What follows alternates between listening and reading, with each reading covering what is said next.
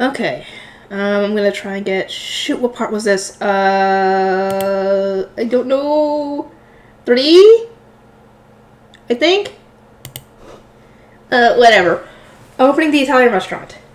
My head was fuzzy after what seemed like an endless series of restless nights. More people would be executed alongside Haas's mayor than necessary unless I could successfully create an opposing faction to isolate him. And the sleep I was losing from repeated nightmares of Ferdinand's smile wasn't helping things at all.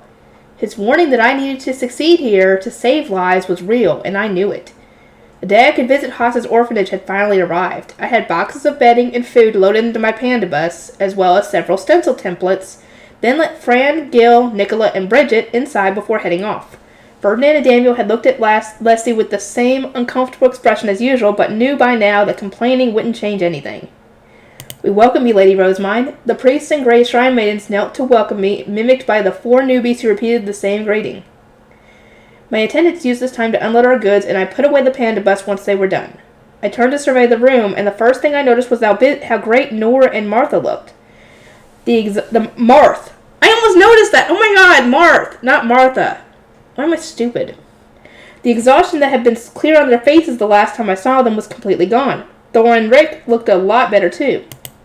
I see that the attack by the city folk did not cause any problems. You and Martha are looking splendid, Nora, I said. Nora looked up and then asked, may I be permitted to speak, in a stiff, stammering tone. She was clearly learning how to talk politely. I nodded and she smiled in relief. Those people couldn't do anything to us. They couldn't even get inside, and when they swung their farming tools and stuff around, they just got blown away. I couldn't believe it, but it was a huge relief. Thank you, Lady Rosemine. I'm glad I came here. She had been seemingly been taught to call me Lady Rosemine over the past few days. It was such a stark contrast to her casual comment or speech that it was almost kind of funny. Thor, having listened to what Nora said, looked up as well. Same here. I was real glad to see they won't be able to take Nora away from me no matter what.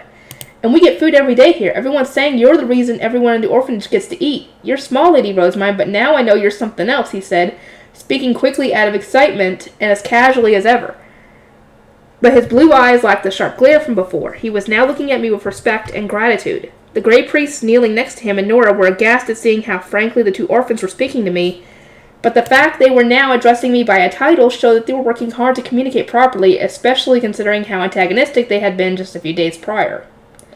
Rick, I imagine that living in the monastery is very different from what you're used to, but how you've been managing. I am sure the mayor afforded you all more freedom than you had here. I care about safety more than freedom. I'm just glad to see Marsh smiling again. Thanks, Lady Rosemine. Rick's gaze softened as he looked at Martha, and she returned a small smile. Seeing that, all my remaining doubt that taking them away from the mayor was the right idea vanished.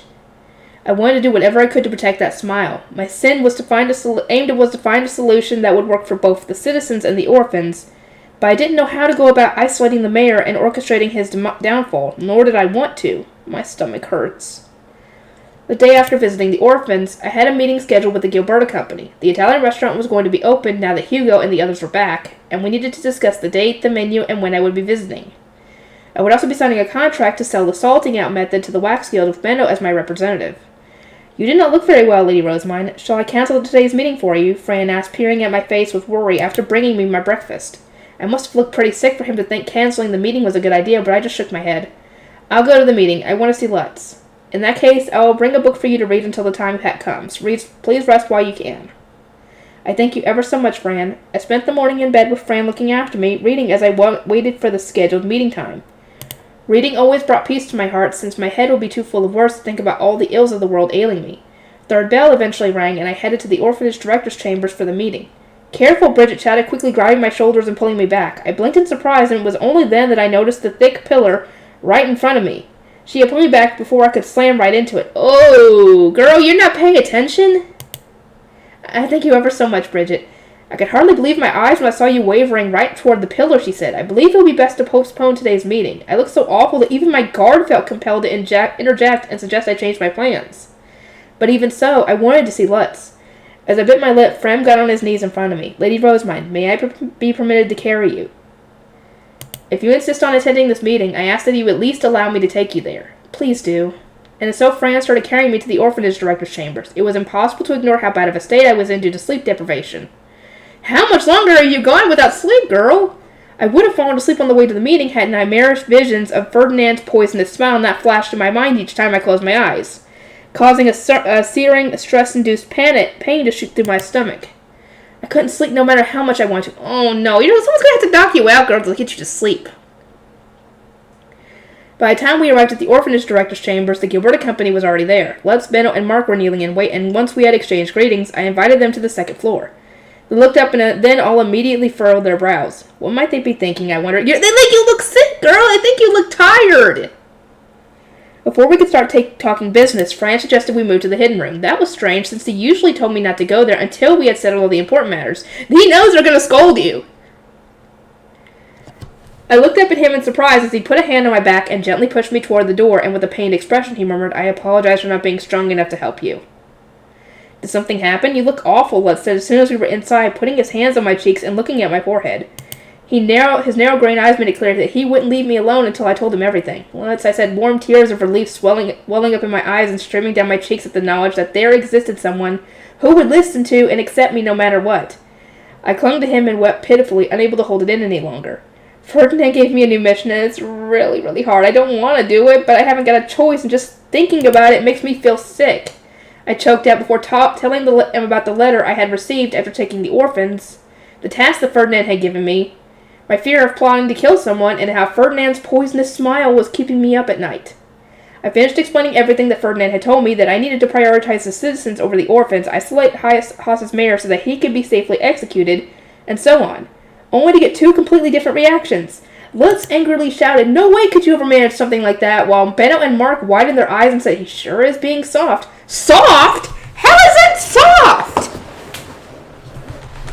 Yeah, what do you mean soft? He isn't being soft on me at all. I feel like I'm about to die, I yelled. Calm down, that's not what I meant, Benno said, waving a dismissive hand. The high priest does seem to be showing you some unusual kindness, but I meant he's being soft on Haas. That mayor was dead the moment he disobeyed a noble's order, and Haas's citizens gave up their lives as soon as they got together to attack the monastery. Under normal circumstances, that whole city would be burned to the ground with everyone in it. You know that, right? Wait, what? Everyone in the city will be burned alive, I asked, eyes open wide in complete disbelief. I can understand the mayor being executed, but something that drastic just didn't make sense to me. The monastery is an ivory building that the Archduke arranged to be built at his adopted daughter's request. Attacking it is the same as attacking the archducal family, and don't tell me you don't know what happens to people who attack the archducal family. They die! They die! That's what happens. I swallowed hard. Count Bindewald, a noble from another duchy, had been imprisoned under extreme charges after attacking me. A bunch of other crimes he had committed were also apparently exposed by searching his memory, but the crucial element that sealed his fate was him attacking the archduke's daughter. A crime deemed grave enough to get a noble imprisoned would of course lead to serious consequences for offending commoners as well. The people of Haas had attacked the monastery with ill intent to get Nora and the other orphans back, but given they had just attacked the building, hadn't even managed to scratch the doors, and only ended up hurting themselves, I hadn't really thought much of it. But if that counted as an attack on the archducal family, then Benno was right. It wouldn't be strange for Haas's citizens to get executed at any given moment. Haas was doomed the moment their attack was noticed. They're going to get punished one way or another. The only reason Haas is still on the map is because you and the High Priest didn't report it to the Archduke. Oh, definitely. In conclusion, Benno was saying that Ferdinand had spared Haas so that it could serve as a learning experience for me, and that it would have already been burned down had he not had the idea to give me my mission. The thought alone sent shivers down my spine. The High Priest said it'd be a good learning experience, didn't he? Honestly, I think he's right on the money, Benno said flatly. Haas's people messed up so bad that they wouldn't be able to complain if their whole city got burned down. So it doesn't matter if you fail, just give it your best shot. Feeding the opposition and antagonizing rivals is something even we merchants do. And if you're going to survive as the Archduke's daughter, you're going to have to learn to do this sooner or later. No need to feel guilty of punishing criminals. But I just couldn't see things that way. I felt silent, at which point Mark gave a wry smile and narrowed his eyes a little in thought. I believe Master Benno is correct here. When the men meant to teach him died, he had no choice but to develop his skills as a merchant through trial and error. If you have the opportunity to learn under a teacher, I advise you make the most of it while you can. They were both right. Now that I was the Archduke's daughter, I would need to learn how to plot against others in order to survive, but actually executing those plots terrified me. You're making it sound so simple, but just thinking about planning the downfall of others makes me sick. I just can't do it, I said, shaking my head as I clung to Lutz.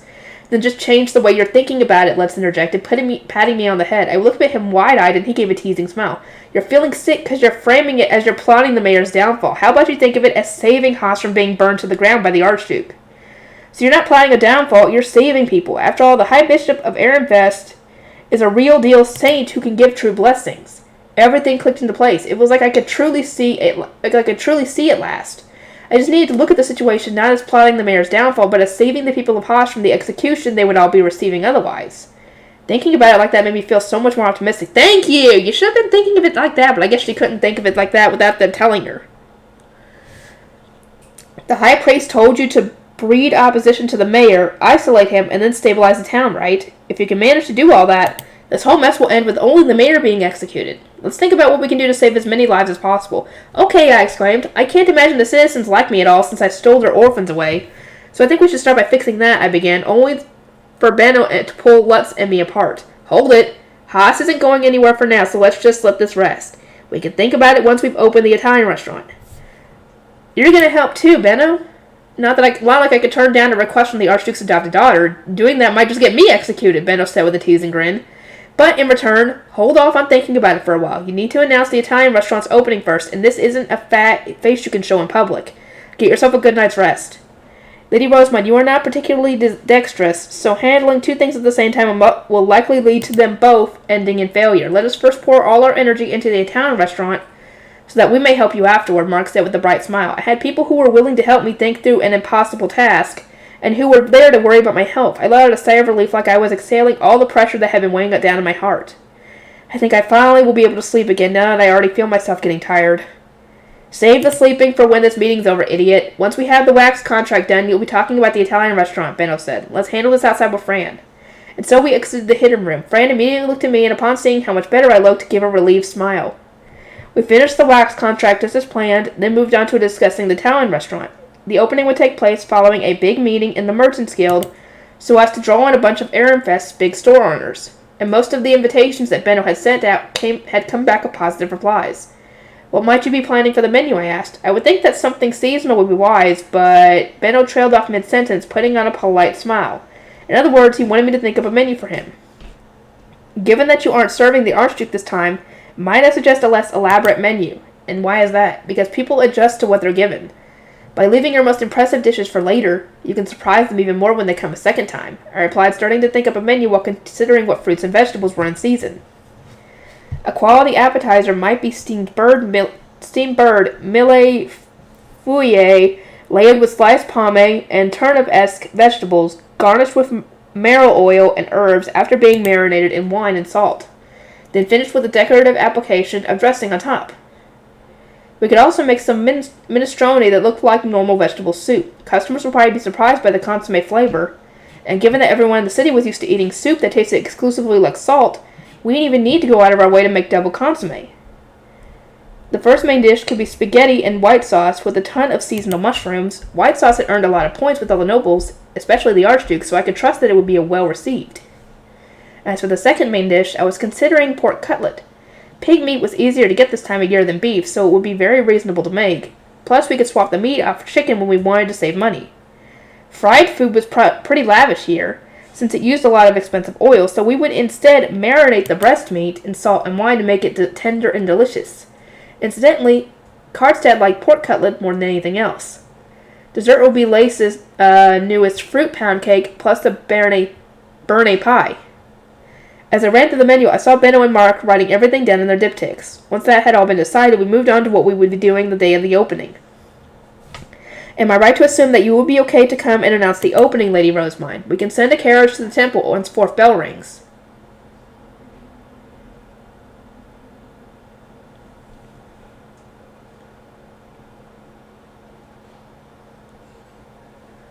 Benno said. I inferred him the subject that he didn't want me getting there too early, so I went ahead and wrote, after fourth bell, go slowly on my diptych. Certainly. There won't be much for me to do after all, since I shall be returning to the temple right after the announcement. We ask only that you take proper care of yourself. Or, in other words, you look sick. Make sure you're better by the time the day comes. And so my meeting with the Gilberta Company came to a close. I still had the same task ahead of me, but my spirits were high now that I'd changed the way I saw it. That night, I slept well for the first time in days. I woke up feeling great, and spent the days leading up to the opening of the Italian restaurant relaxing, prioritizing my recovery above all else. First came writing the contents for a new picture book, then preparing for the upcoming Harvest Festival. Then finally writing a letter to Elvira saying that my artist needed art utensils, and would provide one illustration for free if she was provided 4. Ferdinand told me not to print Wilma's illustrations, but he didn't say anything about her drawing more. I'm not breaking my promise at all. I mean, he didn't want you drawing pictures of him, but you're not going to be drawing pictures of him, correct? I don't know. I started lunch early on the day of the Italian restaurant opening, not wanting my stomach to grumble during the announcement and embarrass me in front of everyone. Once lunch was done, Monica dressed me in clothes fit for an arch-noble daughter, complimenting the look with a fancy hair stick that we would generally use for ceremonies. Soon after 4th bell rang, Fran came in wearing his commoner clothes and informed me that the carriage had arrived. I shall be off then. We await your prompt return, Lady Rosamond, my other attendants responded. Upon arriving at the Italian restaurant, I passed through the door and into the entrance hall. There I found about 20 men on their knees, each the owner of a large store. The fact that they were kneeling put us at eye level, and I could see that they were all looking at me in surprise and shock. Likely either surprised to see I was actually this young, or starting to doubt I really was the High Bishop since I wasn't wearing the white robes. I prayed for a blessing in appreciation of the serendipitous meeting ordained by the fruitful days of Shitsaria, the goddess of wind, the guildmaster said as he knelt in front of the crowd. I poured a bit of mana into my ring and responded with the blessing. May Shitsaria, the goddess of wind, bless this meeting. At that, the mana overflowing from my ring turned into the yellow light of a blessing. Everyone here had likely received a blessing before when visiting a noble's estate in the noble's quarter, so all traces of doubt instantly faded from the men's faces, replaced with stiff frowns and tense looks. I am Rosamond, she who was assigned to be the High Bishop by Ob Ehrenfest. From there, I went on to announce that I had contributed money towards Benno's Italian restaurant after he helped me make a workshop to save the temple's orphanage, and that I was in the process of expanding printing through the duchy at the Archduke's orders. Benno and Gustav have been assisting me in spreading the printing business, I continued with a smile. It may come to pass that I ask for your help in the future, and I would appreciate your cooperation when the time comes. I could feel sharp, money-hungry looks being sent my way almost instantly. Benno, the guildmaster, his son, and even Frida were all shooting me ravenous glares, like they were looking over every inch of me for something to bite. With the tense atmosphere of merchants clawing for money and making me feel somewhat nostalgic, I started explaining how the restaurant's introductions-only system worked. This restaurant requires an introduction to enter, and we only serve a chosen few customers. As I, the High Bishop and the daughter of the Archduke, will also be visiting this restaurant at times, only those who can truly be trusted may eat here, I said, preventing someone from complaining about the introduction system by firmly establishing that I was the one responsible for it. The store owners all nodded obediently, knowing how terrifying nobles could be. As the provider of the recipe served here, I personally guarantee that the food is on par with what nobles eat. Please see for yourself. At that, waiters immediately started pushing carts of food into the room. The appetizers were the same as what I had eaten for lunch. I looked over at the wide-eyed store owners as they watched the plates being distributed and knew that they were already hooked. I imagine that my presence will distract from the food, so I shall take my leave now. I look forward to your future patronage. With the announcement concluded, Fran and I departed at once, with Mark and Benno seeing us off as we returned to the temple by carriage. Man, it went great. The store owners couldn't believe what they were tasting, and they all fell over themselves to butter Master Benno up for an opportunity to help the High Bishop, Les reported with a grin that next day. We had spent over a year preparing the Italian restaurant, so nothing made me happier than hearing that its opening had gone well. Hopefully that success will continue.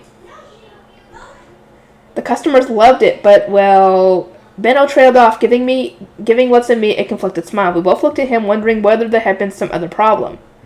Did something happen, I asked. It seems like Hugo wants to become a court chef as soon as he can. He got an invitation from the Archduke, apparently.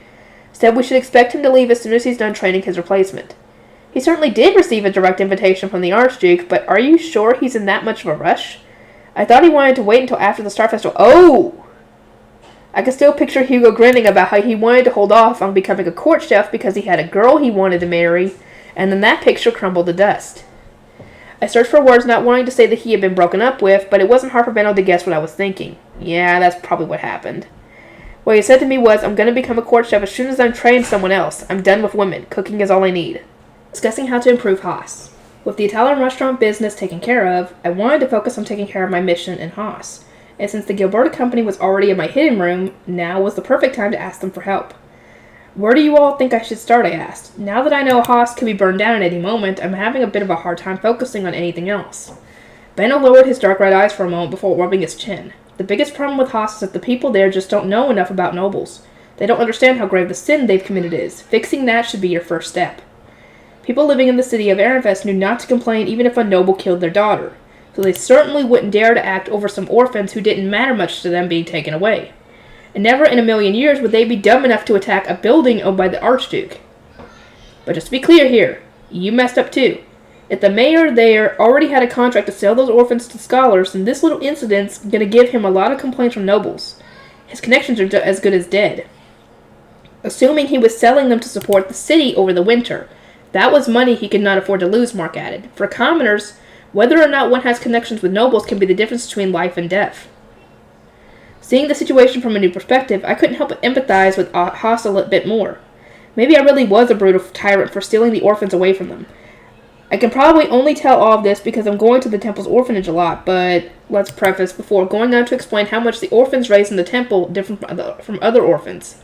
Here, kids born to Grey Shrine Maidens were raised in the temple, along with those who lost their parents before they were baptized.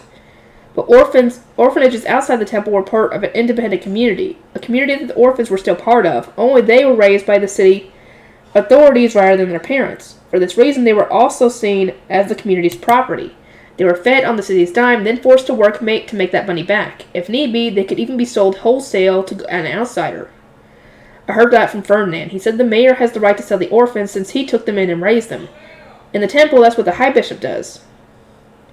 Which meant the temple didn't care what I did with the temple's orphanages. I could lavish the orphans with unearned comforts, or I could work them to the bone to save some money. Either way, Ferdinand wouldn't be able to do anything but complain.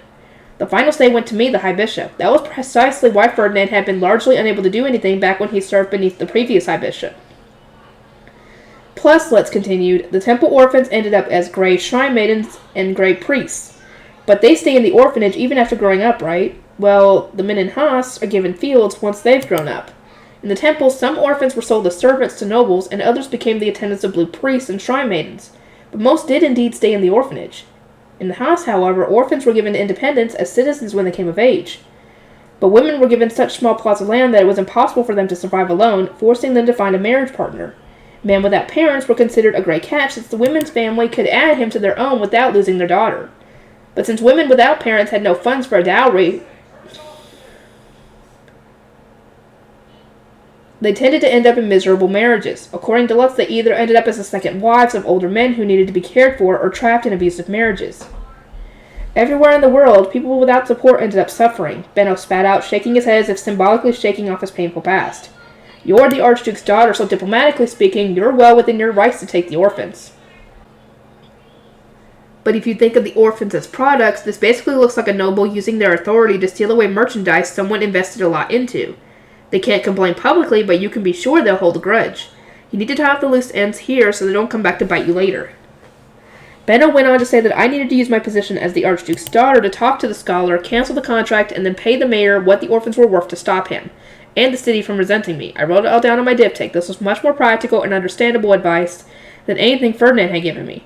Also, don't just agonize over those things on your own. If you're not sure about something, ask the high priest. Tell him the conclusions you're coming to, and he'll give you concrete advice and corrections. No doubt about it. He did say he'd teach you, didn't he? I looked up from my diptych, my gaze shifting from Benno to Lutz to Mark, then nodded slowly. On top of all that, you've been stuck inside so much of your life that you're lacking a lot of common sense.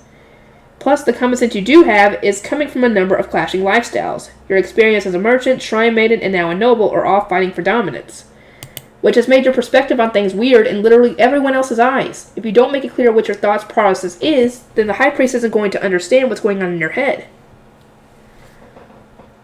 Much like everyone else, Ferdinand couldn't grasp what I was thinking on his own. He only knew the life of a noble, so Benno was telling me to use my words to bridge that gap. But no way could we have a conversation like that using confusing noble euphemisms. We needed to have a one-on-one in a hidden room.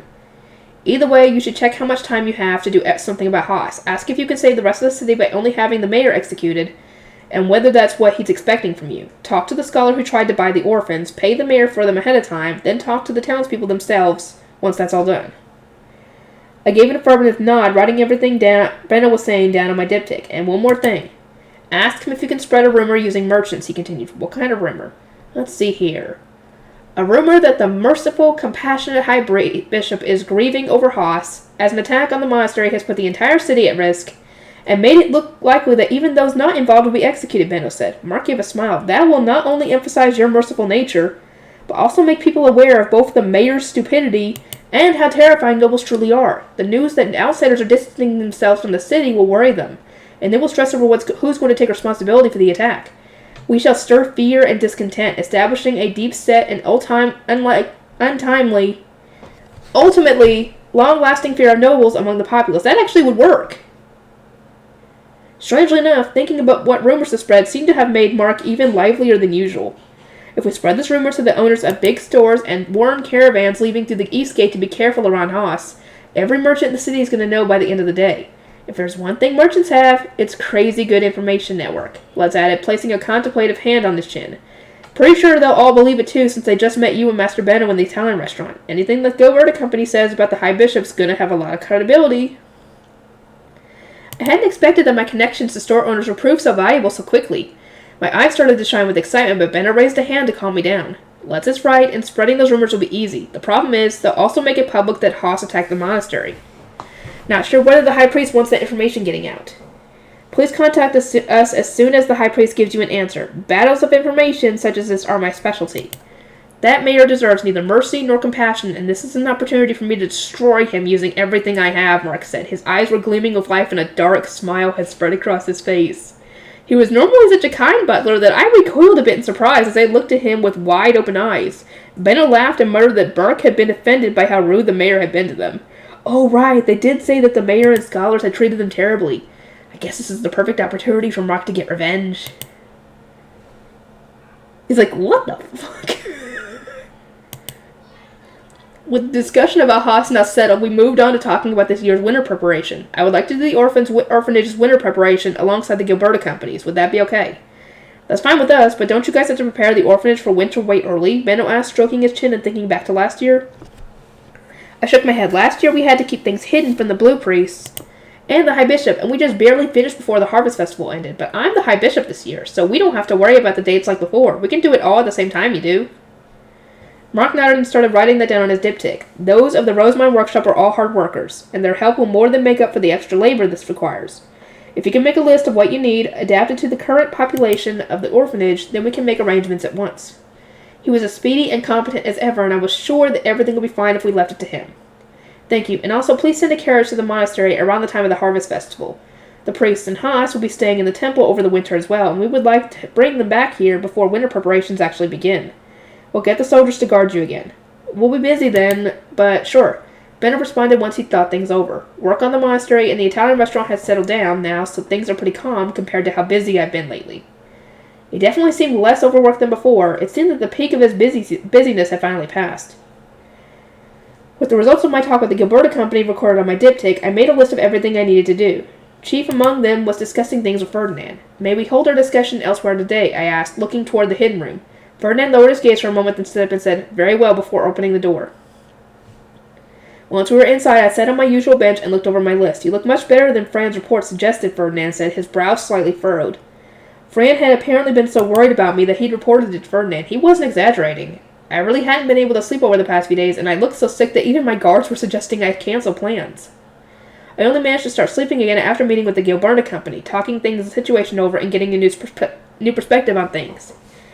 I see, Ferdinand muttered without much energy. Honestly, he looked a lot sicker than I did. Wow. Ferdinand used the same potions he often made me drink on himself as well, forcing himself to stay active at all times. He was always of the opinion that any weakness you showed would be exploited by others, so it was rare for him to look so visibly off. It seems to me that you're the one who's exhausted right now, Ferdinand. That's because I've heard no end of complaints about how I am being too harsh on you. He apparently discussed my exhaustion with others, only to have Cardsta and Sylvester yell at him for going way too far. Even Fran had complained, albeit indirectly.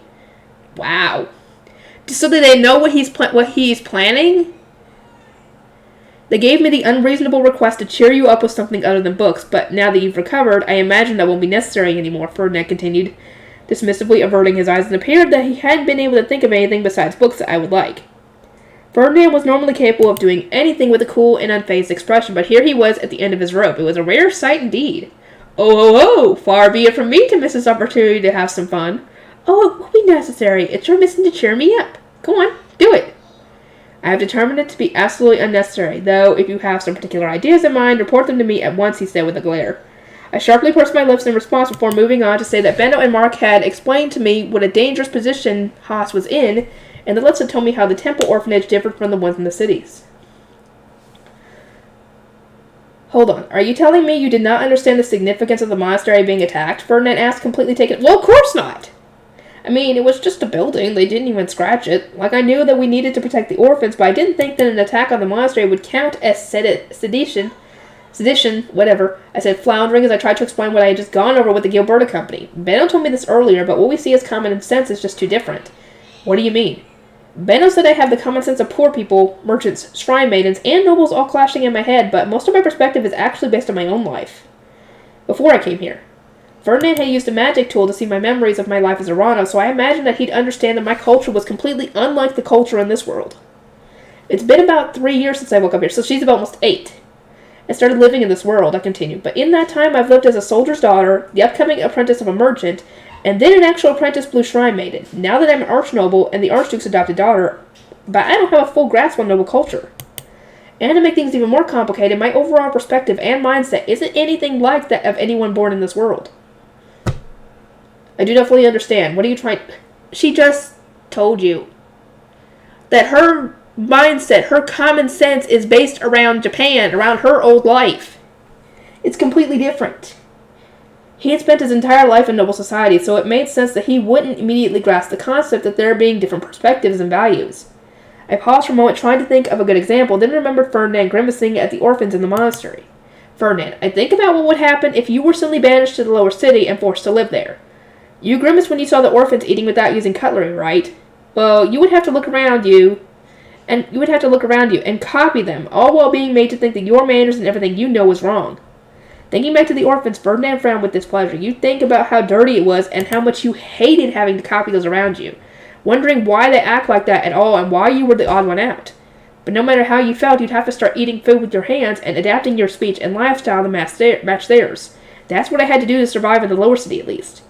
That certainly would be a challenge. Good on you for surviving, Ferdinand said, his praise carrying more weight than any compliment I had received from him before.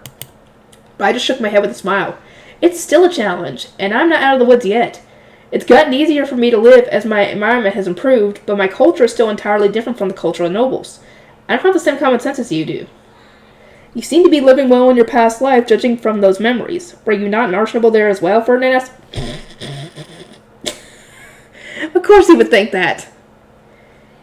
To my surprise, his experience exploring my memories had made him think I was an archnoble there. Though, to be fair, I did seem to recall comparing life in Japan to everyone living like a noble.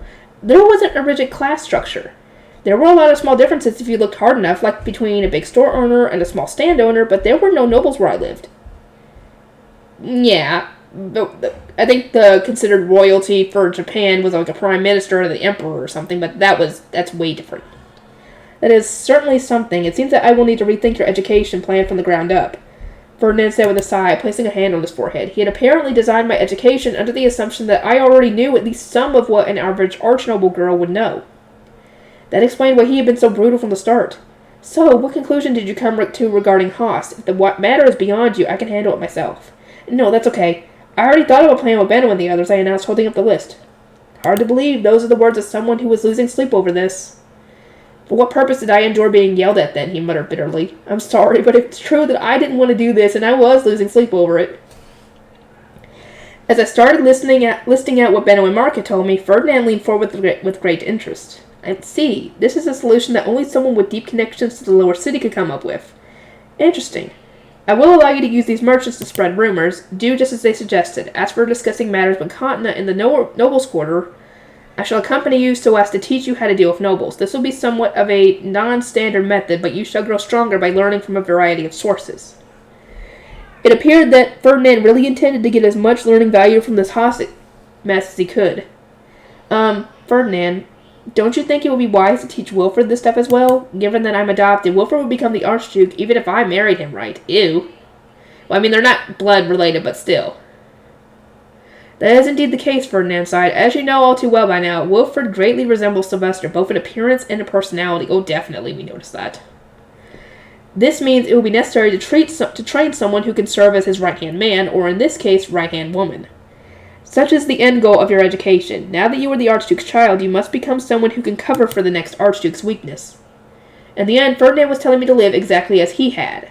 I couldn't say for certain whether he had worked so hard to support Sylvester because he was trying to earn his place in Ehrenfest as a half-brother, scorned by his other mother, or if he was just trying to meet the expectations placed on him by those around him, but one thing I knew for sure was that I didn't want him pushing his values on me.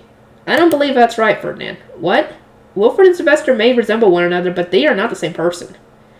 At the current moment in time, it is impossible to say whether Wilfred will grow up to be capable of putting out on a mature Archduke act like Sylvester does. Ferdinand frowned and jutted his chin up a little, urging me to continue. I think it makes sense for a future Archduke to receive a strict education, then have his weaknesses compensated for by those around him. But what need is there to make a kid who runs from his studies and abandons his responsibilities as an Archduke? He has siblings, so I think the position of Archduke should go to someone who's actually trying to learn and grow. As the Archduke's adopted daughter, I didn't mind doing my best to support a future Archduke who worked hard every day and dedicated themselves to their studies. You just gave him a reason to make you the freaking future Archduke. Or Archduchess, whatever you want to call it. I could even respect someone like Sylvester since he knew to take his Archduke's duties seriously, but Wilfred was just a spoiled brat. His sense of responsibility was weaker than that of the lower city children taking on apprentice work after their baptism. I wasn't about to respect some dumb kid who spent all his time running away, and if Ferdinand expected me to train just to back him up, then he had another thing coming. I think you should focus on educating Wilfred rather than me, seeing as he's related to Sylvester by blood. And given that Ferdinand was of roughly the same status as Wilfred, he'd be able to tie him to a chair and force him to endure an intense education, traumatizing him more by the day. There was no doubt in my mind that such extreme measures were the only way to make Wilfred realize just how soft everyone had been on him his entire life. Ferdinand slowly shook his head. Unfortunately, that wouldn't be possible. Why not? I despise foolish layabouts, Ferdinand answered firmly, his expression deadly serious. Whenever I see Wilfred and his pathetic attempts at escapism, I wish for nothing more than to freeze his heart and push him into the valley of despair. I once mentioned this to Sylvester, and he begged me to stay as far away from his son as I could. I can understand why Sylvester wouldn't want a walking trauma dispenser anywhere near his beloved son. I really could, but future Archdukes needed a strict education. I started thinking about what I could do to get Ferdinand to agree to teach Wilfred, only to see him flash me the same venomous smile that had kept me up at night. Oh no. See? This is what I'm saying! You just gave him an idea! And not a good one for you! But in stark contrast to Wilfred, you are very much worth teaching. You provide results, and your point of view is always as unexpected as it is intriguing. I am filled with the desire to have you do all... Don't say it like that. No thanks. I want to do the bare minimum and spend as much time as possible reading books. The bare minimum, Indeed, I am very interested in seeing where your infinite source of energy for books comes from. More than anything, I would like to dissect it. No, this isn't right. He's supposed to be freezing Wilfred's heart, not mine. As it turned out, whenever that terrifying smile filled with poison crept under Ferdinand's face, it was a sign that he was in an exceptionally good mood. Oh no. It was safe to say that he wouldn't be winning any children over to his side anytime soon. I scooted down the bench to get as far away from him as I could, rubbing my arms in shivering fear. Ferdinand looks kinder when he has a robotic, deadpan expression on his face. His smile is the scariest thing about him. That poisonous smile definitely is scary. Now let me see, how far have I gotten? I'll just keep going. I didn't get one done yesterday, so I might as well. Switching places. Ooh, now I'm curious. Welcome home, Lady Rosemine, Norbert said. I had returned to the castle with Ferdinand, having been summoned by Sylvester to get report on Haas and the Harvest Festival. My plan was to read in my room until it was time for the meeting, while Ferdinand had some work he needed to take care of in his office here. He has work wherever he goes. Ferdinand sure loves work, huh? Yep, he does, just as much as you love books, dude. Bridget, Daniel, please use the time to rest. You will need to accompany back to the temple shortly, but I hope you enjoyed the break nonetheless. We thank you. When it came time for my meeting with Sylvester, Riarda took my book away. I exited the room of Cornelius and Angelica serving as my guards, and just as I started climbing down the stairs, Wilfred came into view. Oh, it's Wilfred. I hope he doesn't bother me with any more dumb complaints. Wilfred was probably under the impression that as Sylvester's adopted daughter, I was invading his territory. We were siblings in name only, and for all intents and purposes, We were still pretty much strangers. To him, it looked like I was receiving preferential treatment despite being adopted, so it was no surprise he would be frustrated, but still. Trying to pretend that I hadn't seen him, my eyes moved on their own to get him out of view, but that didn't stop me from hearing his bitter voice. Going to Father's room again? No fair. Dude. She has more work than you ever will. It was grimacing, but I was the one who wanted to complain about this happening again. Holding back the urge to just completely ignore him and walk right by and mull things over, I think the best thing to do here is to make him understand that I'm not getting better treatment at all. If you absolutely insist that this isn't fair, Wilfred, then why don't we try switching places for a day, I asked, elegantly tilting my head and plastering on a smile to hide my frustration. Wilfred likewise cocked his head. What do you mean? I am on my way to report what I have been doing to Sylvester, after which the plan is for me to eat lunch and return to the temple. But I suggest you go to the temple in my place and spend a day as a High Bishop, I explained. This was an idea I had thought up on the spot, but it was actually a pretty good one in my opinion. He would understand the position he was in much better after experiencing my life in the temple. Go forth, Wilfred. Go forth and have your heart frozen by Ferdinand. We can have the swap last from lunchtime today until lunchtime tomorrow, planning the day ahead during the first lunch and discussing it together during the second. I will steady in your place, Wilfred, and all you have to do is be the best High Bishop you can. Oh, Rosemine, that's a great idea. Lord Wilfred, Lady Rosemine, Lampert shouted, wearing a serious expression as he interrupted our agreement. His charge, Wilfred, was excited to be leaving the castle, but as his guard and my older brother, Lampert was not too pleased. Don't you think you ought to run us by Ferdinand first? At the very least, so he knows to keep an eye on things? Because I don't think that he would do very well as a faux High Bishop. It was his job to stop us from doing exactly this kind of thing, which was respectable, but I wasn't about to let him get in my way. I was 100% done listening to Wilfred whine about things being unfair each and every time he saw me. Lampert, people who do not learn lessons from being told must learn from experience instead. Furthermore, Wilfred wants this himself. Plus, you're the one who wanted to show him what a big gap there is between us, dear brother, I added indirectly. Through a bright smile, if he wanted to stop this, he would have to stop Wilfred. I shall discuss this matter with Sylvester. If you go and get changed first, you should arrive after the boring part of the meeting is over, I said before bringing out my high beast to get a move on. What the heck is that? My high beast. Sylvester permitted me to ride him inside the main building since I would collapse from ill health otherwise. I don't even have a high beast yet. It's always you, Rosemine. No fair. There he goes again. I held back my sigh and just started driving. You would do well to get changed soon. Sylvester is already waiting in his office. When I eventually arrived, it was already past time for the meeting to begin. Sylvester, Ferdinand, and Karstedt were already there, having cleared the room of their retainers. That is, their knights in attendance. I dismissed mine as well. You are late, Rosemine, Ferdinand chastised me the second I closed the door. So I explained the conversation I had just had with Wilfred, as well as my brilliant idea. At the very least, I would like Wilfred to understand how much of a slacker he is being, and how ridiculous it is for him to complain to me, of all people. There wouldn't be an issue if he stopped going out of his way to complain to me. I would be more than happy to just avoid him entirely, but he won't just let up. And I can't promise to maintain my patience forever. I nearly crushed him the other day. It is quite dangerous for someone defenseless to be hit by your unconstrained crushing, Ferdinand observed, having once experienced it himself. Sylvester's eyes widened. But what's all this about sending him to the temple? You want him to spend a whole day with Ferdinand? That's way too cruel. Sylvester, what does that say about you making me spend every day with Ferdinand? If anything's not fair, it's that. Does he not feel bad for me being thrust into my own valley of despair with Ferdinand piling load after load of unreasonable tasks on me? You're the weirdo who actually managed to get close with Ferdinand, Sylvester fired back. Wait just a second. You are the biggest weirdo I know. You, the biggest weirdo I know, are treating me like a weirdo. What? Are you calling me a weirdo? Sylvester and I glared at each other down. Yeah, you both are weirdos. Our intense staring contest only being broken when Karstedt interjected. Now, settle down, you're both weirdos. Thank you. That seemed to be excessive, but in any case, he then stroked his chin and gave me his support. I understand your point, Rosemine. Lampert has often mentioned that Lord Wilfred refuses to listen to anyone, so perhaps sending him to the temple will be good for him. Lampert has also gone to the temple on multiple occasions and is familiar with their attendants, so he'll be more than capable of guarding Lord Wilfred throughout this. Good luck. He's going to need it.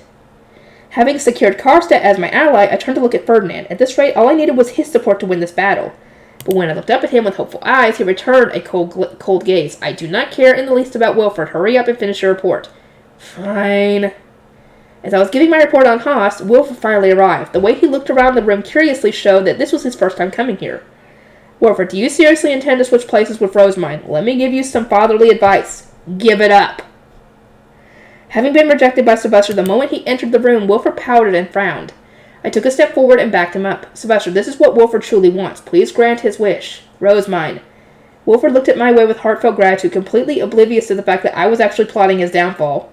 I honestly felt a little bad about tricking him so thoroughly, but I needed to develop a heart of stone to earn back my peace.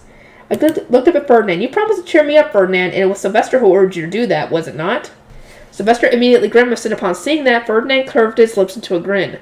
I could guess that he had realized he could use the situation to get revenge on Sylvester for the unreasonable task he had been given him.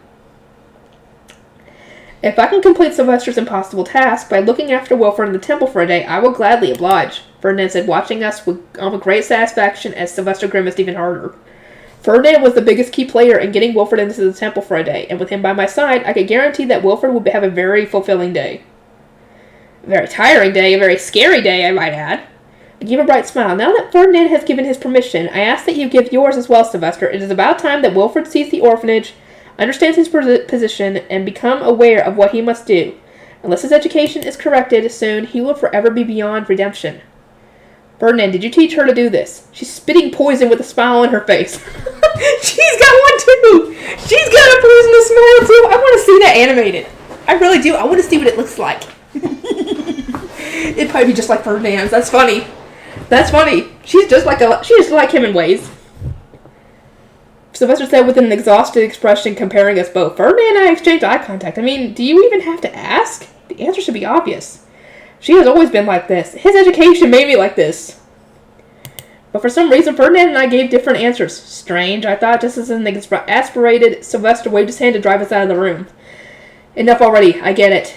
If this is what you want, Sylvester, Wilford, then you can change places with Rosemine for a day. Just remember that I tried to stop you. The end. Wilford, I suggest we discuss matters over lunch. I will need to give instructions to my temple ascendants, and you will need clothes to wear at the temple. I explained, climbing upstairs in my single-person panda bus.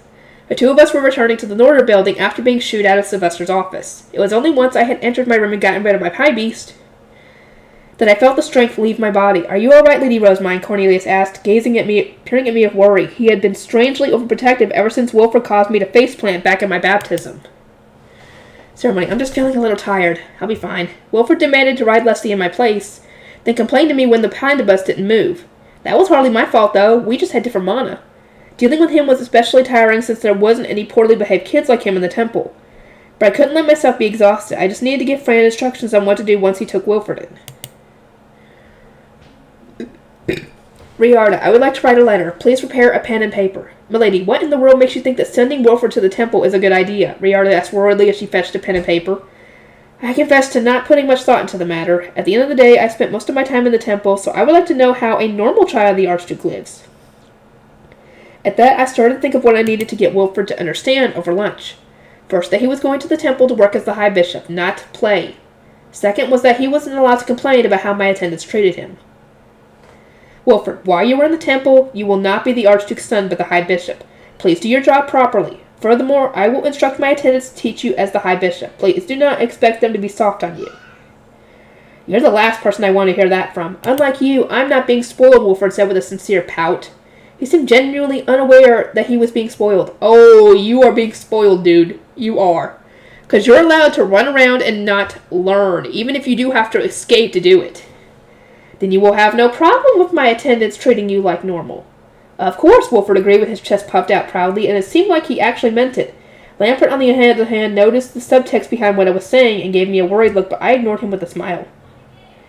There are rooms for guards in the temple, but not for noble attendants. For that reason, you will be taken care of exclusively by my attendants in the temple, and thus there are both men and women there. You will not lack for anything. I will ask Lampert to accompany you as a guard. As my brother, he is used to visiting the temple. Daniel and Bridget will also be there. Wilford's other retainers all made expressions of obvious relief at not having to go to the temple. Only Lampert still looked nervous. He had no doubt noticed long ago that I wasn't doing all this out of the kindness of my heart. He had a bad feeling about the whole situation, and good on him for being so sharp. Thank goodness he noticed. He's a smart boy. Since we are switching places, I shall be using your chambers. All of your attendants seem to be men, so I ask that you permit Riarda to accompany me inside. Yeah, sure, Wilford said with an excited smile. A short while later, we had finished lunch. Riarda sent an ordonnance to Daniel and Bridget at my request, telling them when Wilford would arrive. They were able to finish preparations in no time, so all I needed to do now was see them off to the temple. Ferdinand, please take care to inform Fran that he should treat Wilfred exactly as he would treat me. Here is a schedule for him. Lampret will be there to assist with your maths, so I do not believe this will cause any interference with your work. I said, handing Ferdinand a letter and suggesting that he use Lampret in my place. Ferdinand glanced their way and then gave us a poisonous smile. Very well. Now then, Wilfred, it is your time for your day as High Bishop to begin. Oh, I feel so bad for Wilfred now. He's going to have to deal with Ferdinand. Oh no, it's going to be good. I want to see that. I want to see that animated so much. I want to see what happens. Come on, get into season 4 already. I had no idea what was going on in Ferdinand's head, but that smile was as terrifying as ever. I took a smooth step backward. I intend to travel exclusively by high beast today, so we do not have a carriage prepared. Ferdinand continued. Wilfred, ride with Lampret. And now we go. From there, Ferdinand drew forth his white lion, jumped on, and soared up into the sky. Lampret followed suit and summoned his own high beast, a wolf with large wings. He hefted Wilfred up onto it and then spread his wings far apart before flying up into the sky. I must say, I'm not sure how I feel about you spending a night in a boy's room, Riarda muttered once they were gone. I would like to know all that I can about Wilfred's daily life, I replied, before following her to his room.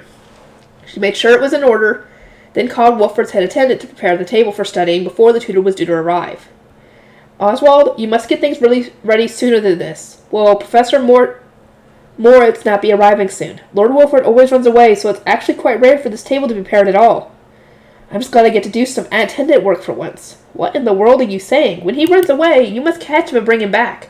Do not let his guards slack on their work, Riarda chided while her eyebrows raised, having likely been taught something similar in raising Sylvester. Oswald blandly shrugged his shoulders in response and got back to work preparing the table. It wasn't long before the tutor arrived. May I pray for a blessing in appreciation of the serendipitous meeting ordained by the fruitful days of Shitsaria, the goddess of wind, he asked. You may. Oh, Shitsaria, may my new student be blessed. It is a pleasure to meet you, milady. I am Professor Moritz, assigned to be your tutor. May your education proceed swiftly. I looked up at him, eager to begin learning. What have you been teaching my dear brother, Wilfred, may I ask? He is currently practicing his letters. My! Are you saying he cannot even read the alphabet yet? Shall I take that to mean he is merely a math prodigy, with all his talent resting in numbers?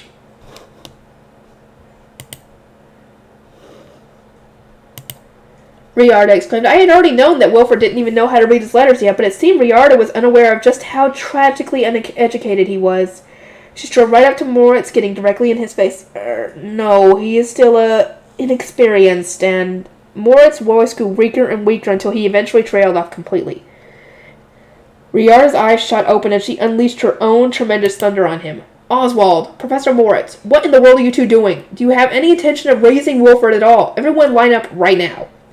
From that point on, nobody could stop Riarda. She gathered Wilfred's attendants and his remaining guards and then started lecturing them all. The sheer extent of her anger told me that this lack of education bordered on abandonment and could not possibly be worse.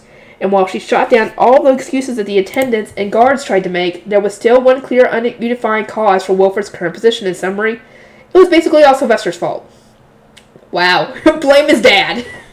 Sylvester had apparently obtained the position of Archduke after battling with his older sister for it.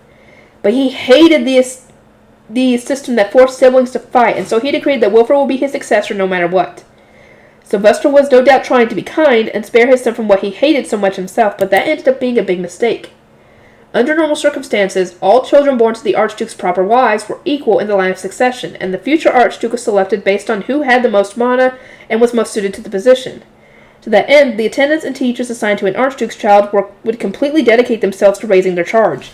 That only made sense given that serving the one who would become the Archduke would change their futures dramatically, bringing more honor to their family and all that. That was why Karlstadt had put so much effort into catching the young Sylvester whenever he ran away, and why Riarda had scolded him so severely. It was obvious that Sylvester would be forced to do what was necessary for his growth, no matter how little he appreciated it. But Sylvester had already willed for Wilfred to be his successor, who would then dedicate themselves to raising him. Scolding a child would obviously earn their ire, so it was much easier and safer to let him do as he wished and earn his favor. For this reason, nobody bothered to admonish him. All they did was shrug and smile away his bad behavior. Oswald, surely you know why one with Archduke blood and Archnoble status such as yourself was assigned to be Lord Wilfred's head attendant. It was so you could oppose his selfish behavior without being silenced by his status. And we went as far as to assign Lampret to guard him too. What have you even been doing? In his youth, Sylvester had been caught and forced to study whenever he ran away, while Wilfred was allowed to do whatever he wished. They may have been similar in nature, but their upbringings and the knowledge they received from them couldn't have been more different. They were shining examples that nurture mattered just as much as nature, if not more. Not to mention that, according to what Riarda was ranting about now, Sylvester had changed a lot once Ferdinand entered the castle.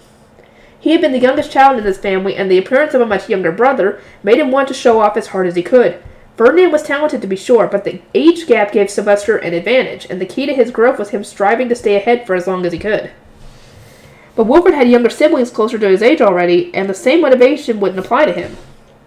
In fact, he had been lazing about for so long that his little brother and sister would surpass him in the blink of an eye. At this rate, it was inevitable that he would fail and develop an inferiority complex. Riarda, there is no point in scolding his retainers any further when the problem itself remains. I believe our only option is to discuss his education and training with Sylvester and Florencia, no? I asked, just as Wilfred's attendants and guards were starting to look dead inside from all the lecturing. It was clear that anything Riarda said from this point onward wouldn't stick with them, meaning it was just a waste of time that would be better spent taking swifter and more effective action. Assuming the situation was as bad as it seemed, we needed to act as soon as possible. Indeed, milady, I'd say that Lord Sylvester doesn't think Lord Wilfred running around from his studies is a big deal because he did the same thing when he himself was younger, Riarda said. Surely he thinks that no child in the world wants to study and is averting his gaze from the awful reality that Lord Wilfred cannot even read and write yet. I will arrange a meeting at once. At that she exited the room, her nostrils flaring in anger. The pale-looking attendants and guards saw her off in a daze. They had gotten so used to spoiling Wilfred that they probably would never expected to be scolded so hard. But, well, they had still catastrophically failed at doing their jobs properly. Now then, Professor Moritz, I suggest we take this time to write up an education plan for Wilfred. What about your studies, milady? I was looking forward to seeing just how a child of the Archduke is educated. But all you have brought me today is a chart of the alphabet and tables covering basic addition. Those are all materials that even the children in my orphanage have mastered. I have nothing to learn from them. It seems that the orphans who work after their baptism ceremonies have busier lives than the son of the Archduke. And next time, bring at least a single book I haven't read before, I added internally. That was what I had actually been looking for, but now wasn't the time to say it. Wilfred would need to know his letters and numbers before winter as well, yes? I believe there is still time if we rush things starting now. Lady Rosamond, if I may, I find it hard to believe that Lord Wilfred will be able to master material that he has failed to learn over several years in such a short span of time. Moritz said, indirectly assuring me that he wasn't a bad teacher and that Wilfred was entirely responsible for his own failures. But if you asked me, anyone who failed to teach a kid to read after several years of trying was probably just doing it wrong. Why hadn't Moritz tried changing his approach to try and catch Wilfred's attention? The orphans in my orphanage all learned the letters of the alphabet and how to do basic math over the span of a single winter. What matters is being interested and having someone to compete with. Assuming that things were advancing according to the schedule I had given to Ferdinand, Wilfred would be playing cards with the orphans right about now, and experiencing a humiliating defeat. My plan had been to bring in picture books, cards, and playing cards all at once during winter to shock the noble children. But I didn't see an issue with letting Wilfred play a little early. Assuming he really did share Sylvester's nature, he would desperately start studying as quickly as he could to win. I will have Riarda send an ordonnance to Ferdinand so he may bring me study materials. I shall teach you how to use them during class tomorrow morning, Professor Moritz. Children tend to have very short attention spans, but having various study materials would mean that whenever Wilfred got bored of one, we could just move on to another. Each day he would learn bit by bit. I discussed with Moritz the principle of setting a bunch of small objectives for Wilfred to complete, and how each accomplishment could give him something to brag to his parents about at the dinner table. This would serve as a solid basis for the entire study plan, and that would also give him something to talk about with his father, which would get his father's interest, which would get him the attention he wants. And then he can't complain it's not fair anymore. At first, Moritz just blinked in surprise, but his eyes grew increasingly fearful as I continued. Lady Rosamond, I find it, somewhat hard to believe that you only just finished your baptism. This is surely the result of Ferdinand's teachings. And while there may be more to it than that, the scriptures say that those who try to learn a woman's secrets rarely meet a pleasant end, I said, punctuating my warning with a dark laugh. This time, Moritz looked at me with genuine terror. I did that to warn him not to dig any deeper, not to scare him, but I guess I went too far. Whoops. So many people had treated me like an adult as of late that I'd forgotten how abnormal I really was. A normal kid wouldn't instruct their tutor on how to teach, and they certainly wouldn't write up study plans for an older brother who was just about their age. Ferdinand has said that I am not quite the average child, but Wilfred is, so please take care not to audibly compare him to me. It will only weaken his motivation, I said. Moritz bobbed his head in a fearful nod and looking at me like I was a freak. Ooh, that's nice. Fifth bell rang, and there was still no sign of Riarda. It was either taking her longer than expected to arrange a meeting, or she was already giving Sylvester a pretty heated lecture. Probably the latter. Once Moritz had left with a study plan going all the way to winter, I turned to Oswald. He was trembling in fear at the thought of Riarda getting him fired. Oswald, what comes next on Wilfred's schedule? Free time, my lady. Wilfred uses his time to practice his swordplay and goes to meet his younger siblings in the main building if permitted. How shall you spend it, Lady Rosemine? There was only one way I ever wanted to spend my free time. I clapped my hands together and grinned. This castle has a bookroom, yes? Please take me there. At that, I got into my high beast and had Oswald guide me to the bookroom. Wilfred's attendants and guards were required to follow me as they would normally with their charge, and I ignored how they curiously looked at it and peered into Leslie as we went. They would get used to him just like the scholars in the halls who would double and triple take at him. What a large bookroom this is, I exclaimed once we had arrived. It was much bigger than the temple's and had more inside as well. Large books lined the shelves that were bursting with documents. At a glance, I could see dozens that were too large for me to carry, and hundreds that I could carry, and was much more of a bookroom than the one in the temple, which was more of a document storage room than anything else. This was the closest thing to a library I had seen yet. The smell of old paper and ink was so pleasant that just being here filled me with energy. It smells so good. My intention had been to accelerate the whole Saint plan so that I could monopolize the temple's bookroom, but on second thought, it would be much better to just work in the castle's bookroom as a librarian of sorts. I would have to consider marrying Wilfred so that I could get full control over this place. Ew. I'm not saying that's a bad thing, but at the same time, they're kind of adopted siblings. At the same time, it's not blood, but still kind of... She's still 8. This is bliss. To think I would stumble upon such a massive treasure trove of books.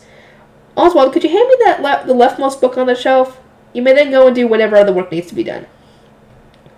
To what work do you refer? Oswald asked, looking curious but maintaining his polite tone. You must be busy as a head attendant, no? You may leave the bare minimum number of retainers here and return to Wilfred's chambers, I said. Oswald blinked in surprise as he fetched me the book, but I really didn't know why he was so confused. Dude, they are nowhere near as busy as Ferdinand kept his attendants, so, yeah. My attendants in the temple had loads of work beyond taking care of me, and Riarda was always busily moving about in my chambers while I was reading. Surely he had a lot to do as well. If anyone would like to stay and read with me, they may take priority in staying behind, I continued. I believe it is a virtue to share this bliss with others. Furthermore, unless the matter is extremely urgent, do not speak to me before dinner time. Now with that said, I opened my book. A smile formed on my face as I peered at the opening page. It was a collection of short stories on chivalry collected from the songs that minstrels would sing about knights. Suffice to say, it would be very good reference for when I started making my own original books. Wilfred has it so good. I wish I had free time every day. I had been so busy lately that I hadn't had an opportunity to read aside from the brief reprieves that Fran sometimes offered me. From the bottom of my heart, I was glad to have switched places with Wilfred. I immersed myself in the world of stories, tracing my fingers along the paper and swaying in enticed satisfaction at the smell of the ink. My vision was filled with nothing but letters, and I blocked out all unnecessary sounds. I was so absorbed in my blissful time reading books that I didn't even notice Wilfred's attendants and guards watching me with confused looks on their faces.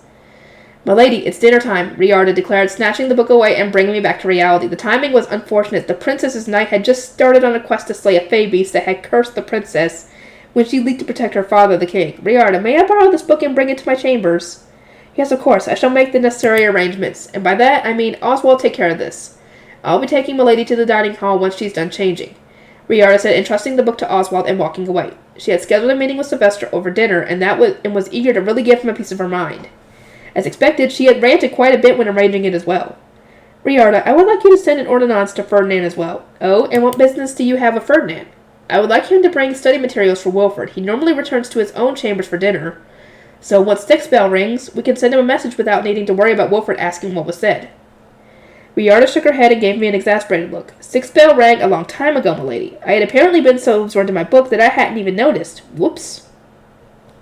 As soon as we got back to my chambers, Riarda prepared the ordonnance. The face still grew with mana and changed into the shape of a bird, which I then spoke to. Ferdinand, it's Rosemine. I'll be discussing Wilfred's future study plan with Sylvester over dinner, so I would very much appreciate it if you could bring my carta, picture books, and playing cards at a later time. It can even wait until Wilfred is asleep. Be a dear and wait until tomorrow, my boy, Riarda added before swinging her staff and sending off the ordonnances. Given that she had put her foot down, it was safe to assume Ferdinand would deliver them tomorrow.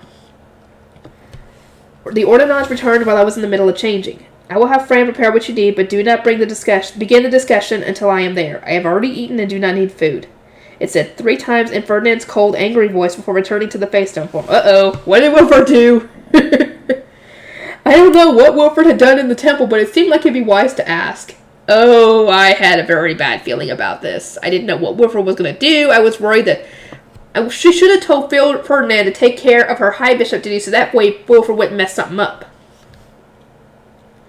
Once I had finished changing, I headed to the dining hall with Riarda, whose brow was still not knitted in anger, Oswald, who was clutching his stomach out of stress, and Wilford's guards who were cautiously watching Riarda from afar. When we arrived, I was met with a bitterly frowning Sylvester. Karstead grinned at seeing like he had a headache, and Florencia wearing a peaceful smile. They were all already seated. My apologies for being late, as I said as I took my seat. Thank you all for waiting. Riarda burst into my office earlier, yelling her head off. Are you behind this? Sylvester asked me with a glare. I hardly think it's fair to blame Riarda for being so angry, I responded. Are you not aware of what an awful state Wilford is in? Both Sylvester and Karstead looked at me with confusion. It was clear from their expressions that they were completely unaware, but I decided it would be better to let Ferdinand's sharp tongue sort them out than try and say anything myself. Ferdinand will be here soon, so I suggest we leave this discussion until after we finished eating, I suggested, and Sylvester gave an enormous grimace upon hearing that Ferdinand would be coming too. Once the food was brought in, we ate in silence for a bit until Sylvester eventually broke the ice. I'll hear how Wilford is from Ferdinand soon enough, but how have you been finding the switch, he asked. Karstead glanced my way, clearly interested. Oswald, on the other hand, slumped his shoulders and looked at the ground, agonized by memories of Riarda's fury. I spent half of my study time listening to Riarda's rage about Wilford's ignorance, and the other half forming a study plan for him with Moritz. There is absolutely nothing for me to learn from Wilford's lessons. Were you not perturbed by the reports you were given about him, I asked. Wilford's tutor in attendance had apparently avoided telling the truth, but that wasn't the only issue. Given Sylvester's own experience in the past whenever he was told that Wilford had run away and been caught, he just assumed that he had been forced to study afterward. Karstead was also used to Sylvester running away all the time, so whenever Lampert mentioned that Wilford had escaped again, he just laughed it off as a path that he himself had walked long ago.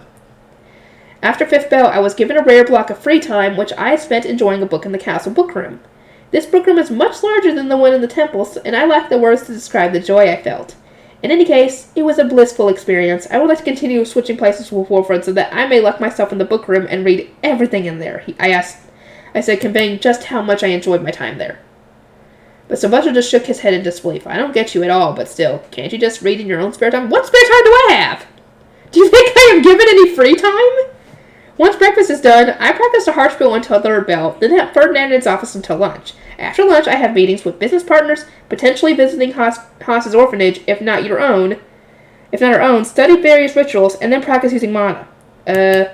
Wilford has so much free time during the day on top of the time he spends running away from his studies, and today he was made to work all day just like I do as the High Bishop. I can only imagine what a struggle it has been for him, I said with a smile. Sylvester's eyes widened. That is far too much work for a child. You were the one who put me in this situation. If not for your orders to prepare the Italian restaurant and spread printing so soon, I'll be having a much easier time, so I would not like to hear the man responsible for my workload complain that I am working too much, I said with a sigh. Are you not leaving most of that to Ferdinand? Sylvester asked, peering at me with surprise. I sent that work your way, expecting Ferdinand to do it. Oh? Well, that's not happening. Ferdinand is already busy with his duties as the High Priest, as well as the High Bishop work that I am incapable of doing yet. Not to mention that he needs to assist you when he comes to the castle, and at times visit the Knight's Order. How is he supposed to have the spare time to be involved with a new business when he's already handling my full education? You expect too much from Ferdinand. He is a man of many talents, but he does not have infinite time. If you work him too hard, he will just die, I concluded, going a bit further than I intended to. Sylvester looked like he'd been caught completely off guard. What work in the temple's that hard, he muttered. What? Little late to be noticing that, isn't it? Consider that Ferdinand is single-handedly running an organization of over 100 people, how can that not be difficult? He has nobody he can safely delegate work to. But all he ever did was ask me to send books over since he was so bored and had nothing else to do. Not to mention all the stuff to make magic tools, is he not glad to finally have something to keep him busy? Sylvester asked. He was probably thinking of a time when the temple had a lot more blue priests, back when Ferdinand was burdened with an overwhelming amount of work, before Ferdinand was burdened with an overwhelming amount of work.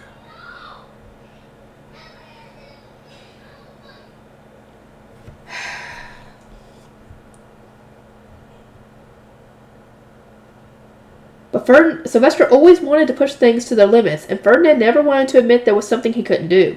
So it seemed the change in circumstances had never been clearly conveyed between them. Every time I gave a report to Sylvester, he had just assumed I was speaking for Ferdinand and listing the things he had done. Sylvester, the printing industry is progressing with me at its epicenter. I am so busy that I have no time to read books, and I will be ever so grateful if you could slow down how fast you wish for the printing industry to expand. All right. Move things along at your own pace, Sylvester said, letting out a sigh and waving his hand dismissively. Then, in a quiet voice, he added, sorry for not noticing sooner. Benno, Mark, I slowed the schedule down a little. Hooray! Just as I made a victory pose on the inside, the door to the dining hall opened, and Ferdinand walked in wearing an exceptionally displeased expression. His brow was furrowed, and his eyes narrowed. The atmosphere in the dining hall immediately froze over, and everyone instinctively straightened their backs. Ferdinand walked up to Sylvester, looked over everyone who was present, then spoke. Sylvester, your son is a disaster. Remove Wilfred from the line of succession, he said in a quiet, angry voice. A few gasps could be heard from around the room, and Oswald, as Wilfred's head attendant, looked as though he had died where he stood. Sylvester, I consider you to be a fine archduke. There are times when you avoid doing paperwork, but you always accomplish your most important duties, and courageously bear the responsibility of leadership. That is why I believed you when you said that you and Wilfred were kindred spirits, both fleeing from your teachers, but ultimately doing what was expected of you, Ferdinand said dryly. His quiet tone was always as scary since it emphasized his anger. I had no idea what Wilfred had done in the temple to anger him so much. He couldn't do anything! Of course he's going to be angry, and while he wasn't mad at me, I felt my stomach constrict and the strong urge to apologize. Maybe it was because I was so used to being the one causing his anger. I thought that Wilfred would be a fine archduke, so long as he had a skilled right-hand man to support him, but Wilfred is not you. And Lampert is not Karlstadt. They may resemble you two in speech and manners, but you are not the same. Is that not obvious? Children are always different from their parents, Karlstadt said, stroking his chin and giving Ferdinand a confused look. Indeed, they are always different, but until Rosemine pointed it out, I had assumed that your similarities would mean that your children would grow in the same way. I was wrong, Sylvester. You bear the responsibilities of an archduke. Wilfred, on the other hand, uses his status as the archduke's son to avoid any tasks or responsibilities he can. He will never grow up to be like you. Wait, Ferdinand, I have a question, I declared, shooting up a hand as he thoroughly rejected Wilfred. It was like I cut the tension in the air, and everyone took a deep breath. Ferdinand looked at me as well and uttered his chin, gesturing for me to continue. Ferdinand, what did Wilfred do to make you draw that conclusion? I think that removing him from the line of succession would have an enormous impact on politics, so I would like to know what gave you the confidence to suggest it. Sylvester gave a big nod in agreement and leaned forward, waiting to hear the answer. Ferdinand crossed his arms and looked across the dining hall before beginning to speak.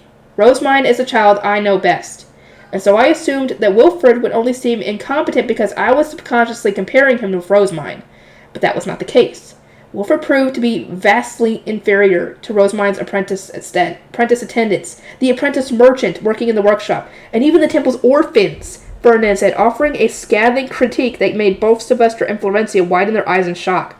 What they had heard from Wilfred's tutor and attendants differed so much from his appraisal that this was hard to believe. That's going too far, Sylvester muttered. I couldn't help but frown. Ferdinand wasn't going too far. It was the truth. Of course he's worse than them, I interjected. Sylvester, Florencia, and Wilfred's retainers all looked at me like I was crazy. Their eyes made it clear that they couldn't believe I was comparing the Archduke's son to orphans. But I wasn't about to back down unless they properly understood what was going on. They wouldn't be able to help Wilfred grow. The children in my orphanage are strictly trained to be capable of serving blue priests when necessary. Letts and Gil spend each day working hard towards a clear goal, whereas Wilfred puts no effort into his studies and uses his status to avoid responsibility. They can hardly be compared. In fact, it would be rude to compare them, since Wilfred is so beneath them. But still, that alone wouldn't be enough to get you this mad, Ferdinand. What did Wilfred do exactly? Oswald hung his head in defeat. Having two people say that Wilfred was worse than the orphans made it clear that we weren't just insulting him or being rude. Wilfred refused to listen to anything I said. When given work to do, he made no effort to attempt to even begin.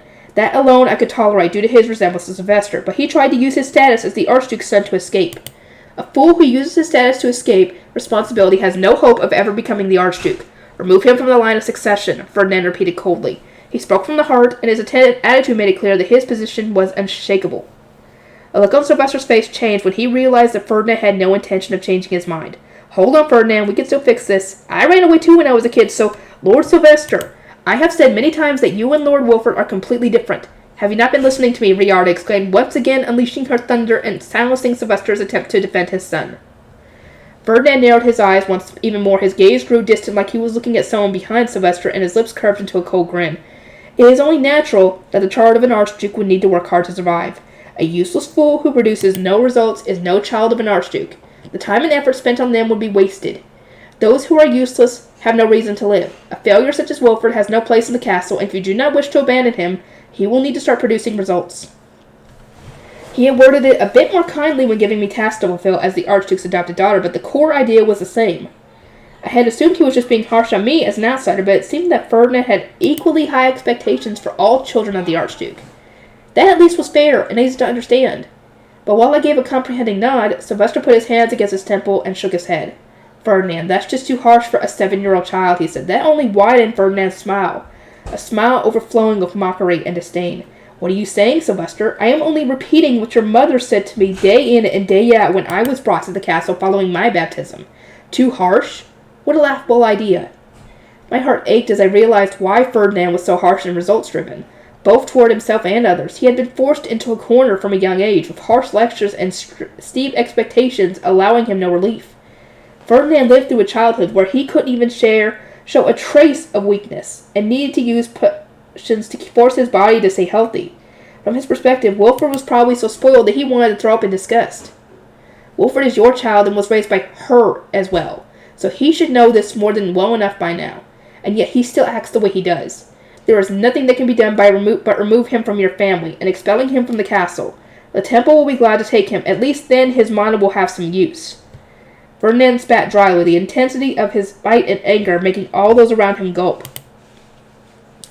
I had been somewhat aware of Besenwat's and Veronica disliking Ferdinand, but he had been close enough to Sylvester that I assumed things hadn't been so bad.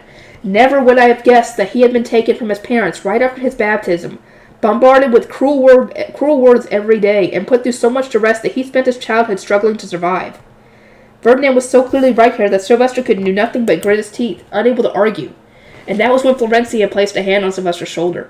He looked up, hoping to have finally found an ally, but froze upon seeing her face. Sylvester, what was it that you said to me? Don't worry, I'll entrust everything to Mother, and he can be sure he'll at least grow up like I did. I believe that was the line you used to take Wilfred's education out of my hands and give it to Veronica. It seemed that there had been an intense conflict between Florencia and Veronica as in-laws, namely over Florencia being denied control over Wilfred's upbringing due to Veronica being unwilling to trust him to someone who had just married into the family. She had doted on him as her first grandson and someone who so closely resembled Sylvester, but given the present circumstances, trusting her with him instead had been a clear mistake. She protected Besenwatz until the very end, so I guess she's good-hearted when it comes to blood relatives, but she spoils them so much that the bad eggs have no opportunity to grow. And she's exceptionally cruel to outsiders in the family like Florencia and Ferdinand. Just thinking about how she probably raised Wilfred makes my head hurt. Florencia's child had been forcibly taken from her, and raised to become someone so incompetent that he wasn't even fit to be a member of the archducal family. This is the result of entrusting things to Veronica. Were Wilfred to become the archduke as he is now, what do you expect to support him? Who do you expect to support him? Florencia asked, the fury clear on her face as she looked at Sylvester. Well, I do not care for your excuses, Sylvester. You have done something to Wilfred that can never be undone. Despite her calm smile, it seemed as if angry fires were raging in her light blue eyes. She looked around the room, then her intense gaze rested on Oswald. I was wrong to have ever trusted you, Oswald. Ooh. Oh, dear. Lady Florencia, please wait, I can explain. Do not feel the need to explain away your slothful inaction, nor the inaccuracy of the reports you have given us. All I wish to know is the truth, she said. At that, she directed a gentle smile my way. It was hard to tell who the anger radiating from beneath was directed at. I'm assuming Oswald, because mine's done nothing to her. She has tried to help. And this essentially has opened, this whole switching places thing has opened all their eyes as to all this. She could have vented her frustrations by weeping, screaming, and bashing those responsible, but she quashed those urges and instead looked toward the future. In all honesty, I found the resulting look in her eyes beautiful. Rosamine, what do you think? Will you tell me your honest thoughts on Wilfred's environment and condition compared to your retainers? She asked. Certainly, Florencia. The apprentice merchant who visits my workshop and the attendants raised at the orphanage can read, write, and do math. They learned to do so over a single winter, so it is hard for me to believe that Wilfred will be incapable of all these things, despite several years of studying under a tutor. Judging from my experience today, I would say that he lacks goals, dedication, and a proper environment. Is that so? Florencia asked, her eyes searching for ways to fix the situation. People work harder when they have a clear goal to work toward.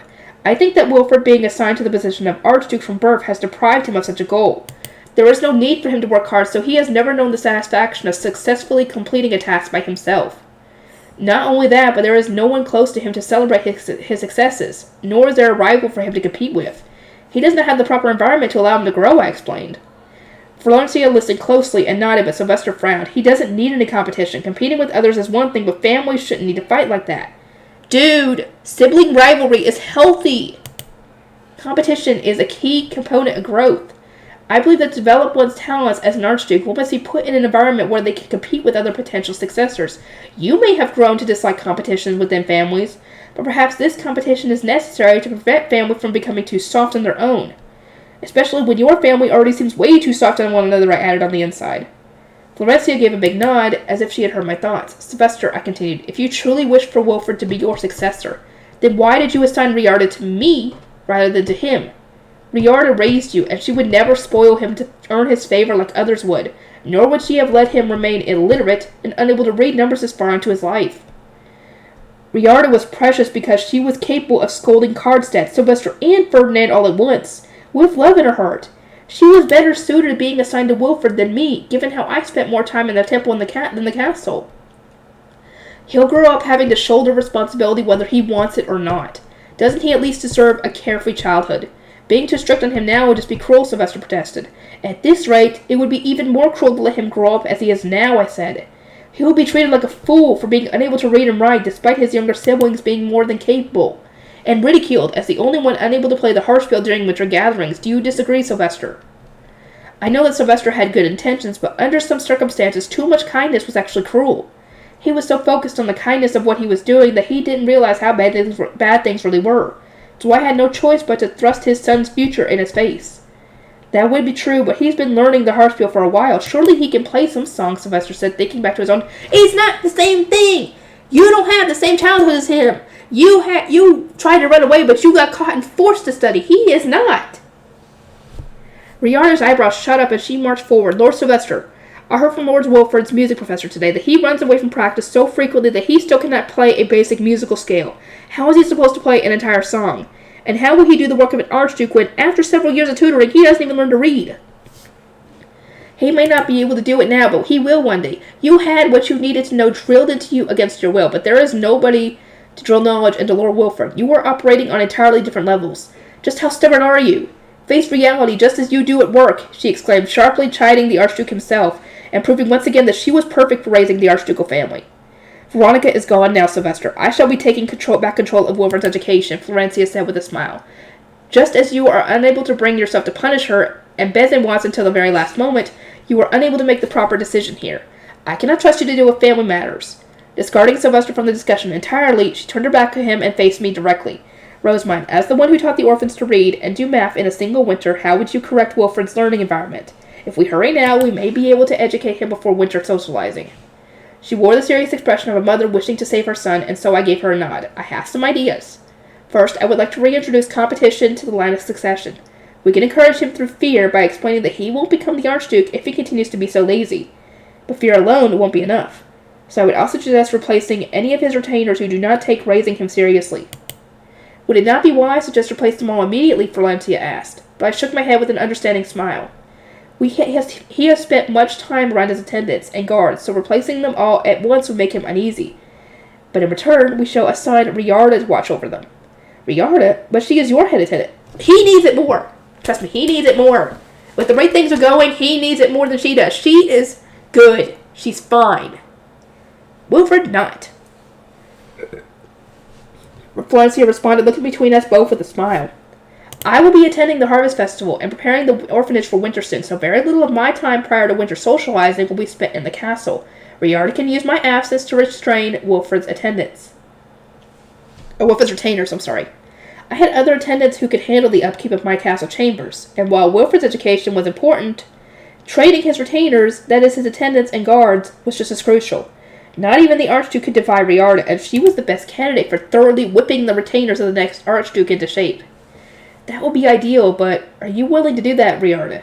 Of course, Lady Florencia. We can hardly leave Lord Wilford as he is right now, Riarda said, fixing Oswald with a sharp glare. She was thinking on her feet and more than ready to adapt to the circumstances. Talk about reliable. Oh, definitely. Riarda's amazing. In that case, Riarda, I hereby order you to observe Wilford's chambers while I am absent and dedicate yourself to improving his situation. As you wish, my lady, Riarda said, kneeling and lowering her head. Seeing that, the anger in Florencia's smile faded a little with relief. Furthermore, I suggest that you show him his parents' work to help him grow, I continued. By seeing the work his father does, he will know what the future holds for him and develop a clear goal to strive toward. It doesn't have to be for very long, but how about have him sit in Sylvester's office and watch him work once every 2 or 3 days. Wilford threw his status around so carelessly because he didn't understand the duties or responsibilities an Archduke had. It'd be wise to teach him what he would need to do should he rise up to the position. My, what a splendid idea! So Wilford could study in Sylvester's office while he worked. Florencia, Sylvester trailed off, trying his best to offer some weak resistance, but she immediately shot him down with a gentle smile. Being a good example for your son is more important than sneaking out to visit the lower city. You will be a good father and help, won't you? Of course I will, Sylvester replied, the look in his eyes making it clear that he had no idea how she knew he had gone to the lower city. I would probably do well to learn from Florencia's example here. She didn't interrogate him or forbid him from going to the lower city as soon as she learned about it, but rather waited until the moment was right to give a critical strike. Is there anything else that can be done, she asked me. I suppose he may need a new guard as well. None of Wilford's current guards seemed willing to capture him against his wishes and tie him to a chair without hesitation. I think Eckert would be better suited for him than Lampert. I suggested. Lampert had only come of age a year and a half ago, so Eckert with his extra years of experience would probably have more of a leg to stand on. Not to mention that he had spent years with Ferdinand and deeply respected him. He would probably be as harsh on Wilford as Ferdinand was, all while wearing a smile. Oh, he probably would. I would to see all this animated so badly. It would be even better to see it in person than to read about it. Eckert's out of the question, Karsus said. I asked him to guard Wilford before his baptism, thinking there might be a chance he'd accept, but he refused. Might be a chance? Did you expect him to refuse, I asked. Ferdinand gave a light shrug. Rosamund, Eckert was my guard before I entered the temple and released him from service. At the moment, he works in the Knight's Order doing paperwork and training recruits, but when I enter the public eye, he still accompanies me as my guard.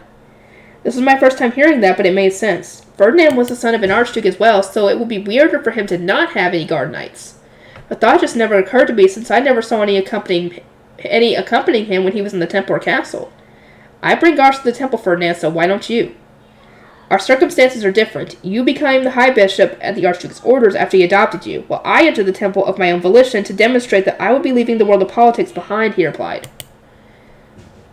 It was hard for me to argue with that, but I would have thought that he'd return to his old way of life now that his main political opponent, Veronica, was gone. That said, I would be the one who suffered the most from him leaving the temple. Eckert has no intention of serving anyone but Ferdinand. He's a strange man who would refuse to serve the next Archduke but happily serve a priest, Karsten said with a wry smile. Assuming that Eckert really did support Ferdinand that much, it would probably be wise to avoid having him serve Wilford, who had been raised by his enemies. Forcing Eckert to serve Wilford would probably just lead to unnecessary tension. If Eckert won't do it, then I suppose our only choice is to train Lampert. No matter how much we change Wilford's learning environment, it won't make a difference unless he himself resolves to change. It would be more effective to remove him from the situation entirely and focus on raising his younger siblings. The faster we get rid of useless dead weight, the better. We will only make things harder on ourselves by not solving the root of the problem, Ferdinand said coldly with a dismissive look. It was clear that he was very fond of the conversation, shifting to improve Wilford's situation however we could. Wait just a moment, Ferdinand, I injected. Wilford isn't beyond the point of no return just yet. If only his environment was at fault, then we could still fix things. That attendant of mine you praised earlier on, Gil, was the orphanage's biggest problem child until just recently. Even a 10-year-old can turn the life around with the right motivation, and Wilford is only 7. There's still time. Wilford was young enough that, as long as he did wish to change his ways, he could grow so dramatically that anyone watching would be stunned. My support for Wilford put a beaming smile on Sylvester's face, and he looked at me like he had finally found hope again. Really, Rosamund? There's still time? It all depends on his motivation and effort, of course. He will never improve without putting in the necessary amount of work. In sharp contrast to Sylvester's hopeful expression, Ferdinand was wearing an extremely bitter frown. Does he really want Wilford disinherited that much, I wondered, only for him to reach out and pinch my cheek. Rosemine, you have your hands full with so many tasks, and yet you intend to waste unnecessary time and effort on saving a useless fool who thinks only of escaping responsibility? His stupidity will rub off on you, and regardless, you don't have the time. Give it up, he instructed me. His words were barbed, but I knew he was just worrying about my health. At least I think he was. Maybe I was just being optimistic. I held my stinging cheek and glared at Ferdinand. You are correct to say that I don't have much spare time, but I would feel awful abandoning him and allowing him to be disinherited, despite knowing that only his environment is at fault. His mother has finally gotten an opportunity to take his education back from Veronica. If he could be educated, would it not be wise to do so? Rosemine, I am telling you not to let your emotions guide you into taking unnecessary work.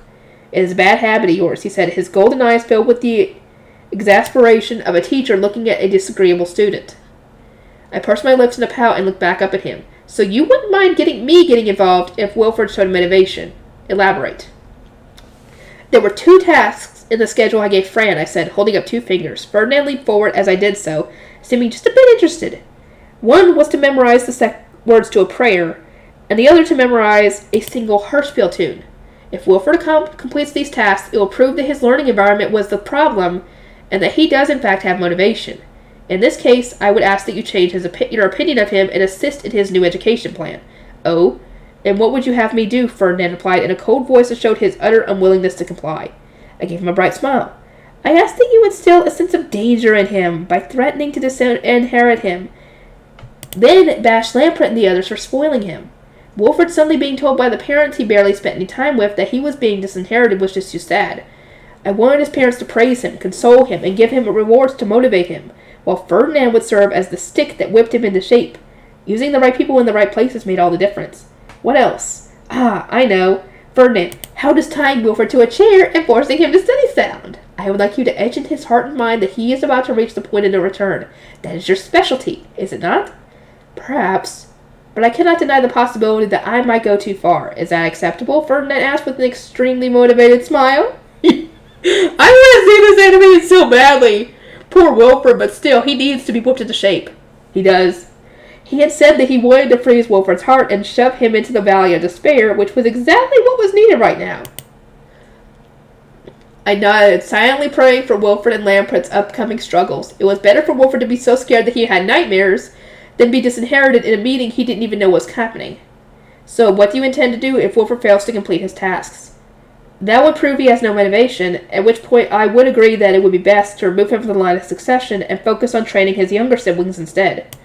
I answered, causing Ferdinand to raise his eyebrows in surprise. Sylvester hurriedly stood up to say that this was too much, but I continued before I could. Unfortunately, this all happened because you spoiled him too much, Sylvester. If he doesn't have what it takes, then you have to accept that. He will have until the day winter socializing begins. Should he fail there, the dishonor and mockery will stick with him for the rest of his life.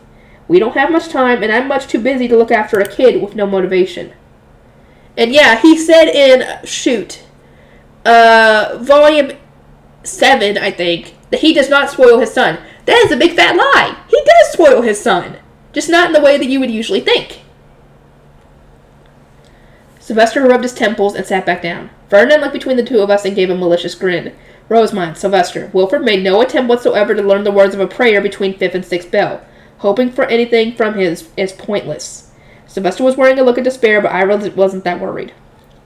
Maybe so, but I shall wait until lunch tomorrow to worry about that. If he truly feels nothing and does not attempt to change after seeing the orphans, the workshop, and my attendance, then I will concede that there is no chance he will improve by winter and give up on him on the spot. Do not forget those words, Ferdinand said, certain of his victory. I smiled and nodded. I won't, but I'm sure he'll be fine. I would even bet my reading time on it. Oh, she's betting her reading time on it. That means she's completely serious on this. Ferdinand's lips instantly twitched. He narrowed his eyes and looked at me up and down, searching for my true intentions. Oh, on what basis would you, of all people, gamble your reading time? You have barely interacted with Wilfred, correct? My confidence has nothing to do with Wilfred, I said, putting my hands on my hips and puffing out my chest with a grin of utter pride. You will find that my attendants are simply the best there is. They have never once failed a task that I have given them, so of course they would succeed in making Wilfred do his work. Ferdinand widened his eyes, then rubbed his temples and sighed. After a moment he crossed his arms and towered over me. Not to hurt your pride, but I'm the one who trained Fran. I'm not just talking about Fran. All of my attendants are great. I barked as ferociously as I could at this cold observation, causing everyone to burst out in laughter. It seemed that the tension in the room had finally eased. Yeah, all of her attendants are awesome. Rosina, Gail, Nicola, Monica, Wilma. They're all awesome. I don't know if all of them will be able to get him going, but Gail should be able to with the freaking competition, definitely. The next morning, I gathered everyone into Wilfred's chambers. Moritz and Oswald first, then Wilfred's attendants, and finally Florencia and Riarda. Once they were all there, I showed them the cards, picture books, and playing cards that Ferdinand had brought, and how to use them. Then explained that Wilfred could learn by playing rather than listening to instructions. You made these, Rosemine? Florencia asked in awe as she read a picture book and looked over the cards. I thought them up, but the actual making was done by the workshop workers. The orphanage children learned to read and do math over the winter because they read the picture books, competed with Carta, and played with the cards. They also know the names of the Eternal Five, their subordinates, what they rule, and what their divine instruments are. I heard from one of my guard knights that knowing about the gods would be useful for magic. I believe that having kids play with these study materials over the winter would cause the average level of education for nobles across the entire duchy to shoot up by the end of the season. Indeed, learning all of this material before entering the Royal Academy would certainly make lessons there much easier. As the Archduke's son, it would be wise for Wilfred to know all about this ahead of time, Florencia murmured while delicately touching the carta. As expected, those and the picture books would sell like hotcakes among the nobles. With that in mind, it was probably a good idea to print more before the end of winter. Once Wilfred returns, we could spend an afternoon teaching him with these. First, he will look at the picture carta while the tutor reads the written carta, then he will repeat back the words. He will then read all of the starting letters, write them out, and practice them, I explained. Back in my Arano days, I had learned to read and write by writing the first letter of a word while saying it out loud. This was pretty similar, and since Wilfred already knew about half of the letters on top of the ones used in his name, we'll be starting with carta that use those letters. Yeah, give him something he already knows, and then start working on what he doesn't. A general process was practicing how to write while playing a carta, working hard to seek out the carta with the letters you knew, and getting the ones you had practiced that day. He could play with his attendants, who would wait 10 seconds after the card was read before reaching out. It would be pretty easy to reduce that handicap to 8 seconds, and then eventually 5 as Wilfred got more used to it. As for the playing card, it would make the most sense to start with Go Fish until he got used to the numbers. The goal would be to teach him to read them, and also show him that he shouldn't feel frustrated even when he lost. He had to learn to lose, and naturally, he could play games rather than go fish as well. The picture books could simply be read aloud to him before he went to bed, once per day. Memorizing the text through speech would help him to follow the words when actually reading himself, and it would probably inspire at least a little interest in writing. We need his attendants to be serious about this, so I suggest ranking his attendants in carta and replacing those who reach the bottom over 30 times. Beating Wilfred should be easy enough, do you not agree? The attendants stiffened, but I don't want them thinking that their laziness would continue to go unpunished. I'd essentially be running them through a sieve and weeding out the weak. As Ferdinand would say, the future Archduke does not need any incompetent attendants, especially when the Archduke himself is so hopeless. As is true for all games, Wilfred won't learn through exclusively winning or losing. If we want him to take it seriously, then we need to sometimes let him win and other times destroy him completely, alternating between the two to bring out his motivation. I added some suggestions for incorporating teaching into his daily life, like having him count the number of sweets given to him, or drawing numbers in sauce and not letting him eat until he can read them, which made Riarda give a reassuring smile. "You may count on me, milady," she said. Shortly after fourth bell, Wilfred and Lampert entered the room, both looking emaciated with exhaustion. A single glance was all it took for me to know that Ferdinand had successfully traumatized them with threats, and the satisfied yet unamused expression on his face told me that I had won our bet. Ha ha. Ha ha ha. I figured. I let out a smug laugh, earning me a nasty glare from him. "Welcome back, everyone. Lunch has already been prepared." We ate lunch with Sylvester and Florencia, listening to Wilfred talk about what he had seen in the temple. As expected, he had been shocked by the orphans and workshop workers. Once he was done, his parents praised him for successfully completing his tasks. Then, mostly as an act for Wilfred and Lampert's sake, Ferdinand gave him his caustic report to Sylvester and Florencia, and I too reported that Wilfred's educational environment was nonsensical. Given the circumstances, I request that his living experiment be changed. If that is unfeasible, then I ask that Wilfred be disinherited, Ferdinand said. His harsh words made Wilfred and Lampert pale, they both looked pleadingly at Sylvester. With all eyes on him, Sylvester stroked his cheek as if thinking it over, then nodded. "Very well. I will make my decision based on how far he has come by winter. I will only keep him as my successor if he shows he can write the entire alphabet and all of the numbers, do basic math, and play a song on the harpsichord by his winter debut." By the winter debut, Wilford and Lambert choked out in unison, shocked by the sudden deadline and Sylvester's high expectations. Who could blame them? They surely had more confidence that they could accomplish something in a single season than Wilford had failed for years.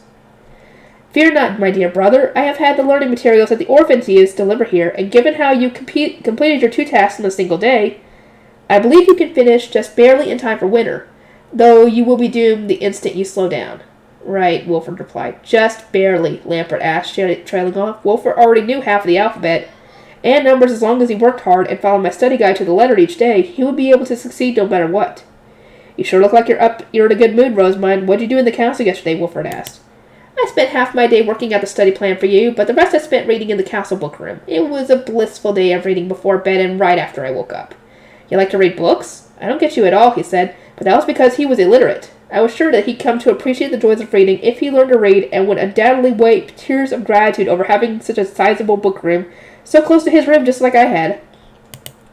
You want to leave the castle again, don't you, Wilford? How about we keep switching places for the next 3 days? No, never again, Wilford replied instantly, his face twisted with fear. It seemed that Ferdinand had bullied him pretty bad.